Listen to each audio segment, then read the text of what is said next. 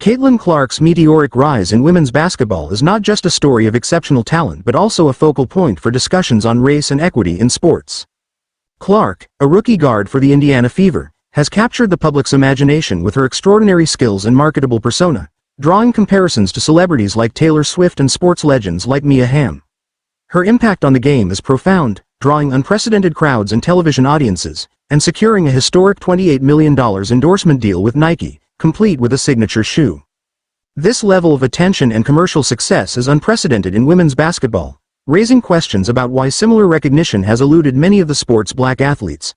Clark, who is white, straight, and hails from Iowa, stands out in a league where approximately 70% of players are black and a significant number identify as LGBTQ. This demographic contrast has fueled a complex conversation about why Clark's marketability seems to surpass that of other equally talented players. The stark contrast is not lost on the league's veterans. Players like A'ja Wilson, a two-time WNBA champion and MVP, have openly discussed the racial dynamics at play. Wilson points out that despite their achievements, black women in the WNBA have historically been marginalized in terms of media coverage and endorsement deals. You can be top-notch at what you are as a black woman, but yet maybe that's something that people don't want to see. They don't see it as marketable, Wilson said, highlighting a long-standing issue of racial bias in sports marketing. Sports journalist Jemele Hill echoes these sentiments, suggesting that while Clark's success should be celebrated, it also shines a light on systemic inequities. Hill notes that black women athletes have often been erased from the spotlight, their accomplishments overshadowed by white athletes who are seen as more marketable.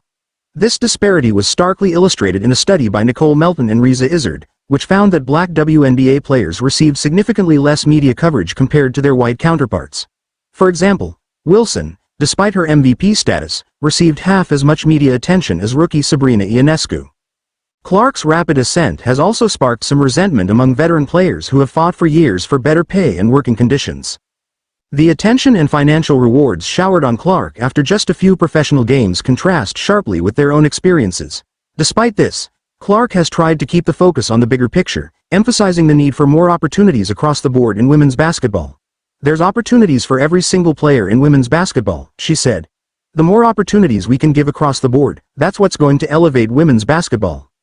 The impact of Clark's entry into the WNBA is already evident. The league has seen a significant increase in TV viewership and revenue, with the 2023 season marking a 27% rise in unique viewers and a $200 million increase in revenue.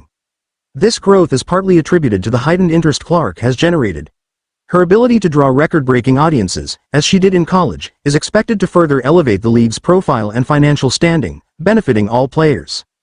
Clark's presence also brings a fresh wave of visibility to the WNBA, which could lead to better pay and conditions for all players. For instance, shortly after Clark joined the league, it was announced that teams would travel by charter flights, a significant upgrade from the previous commercial travel arrangements. Players and league officials hope that Clark's appeal will introduce new fans to other talented athletes in the league, fostering a broader appreciation for the diverse skills and backgrounds of WNBA players.